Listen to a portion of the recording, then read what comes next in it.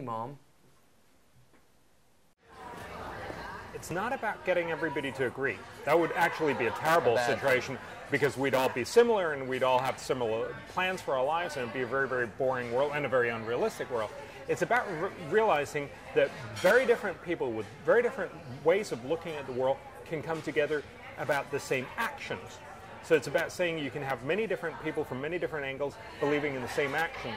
And that's where I think you can still say cutting carbon emissions and making promises of cuts hasn't worked, and there's good systematic reasons for why they still won't work.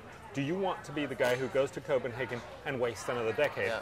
And a lot of people from many different political quarters will say, no, actually we don't want to be the guys who wasted another decade.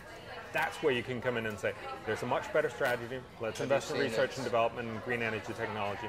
It's not the perfect answer. It's perhaps not everything you wanted it to, but it will do a lot of good for climate. It will do a lot of the things that you want it to do. It's politically feasible, and economists show that it's an incredibly efficient way to deal with it. That could be the game changer. Well, you know, I'm excited.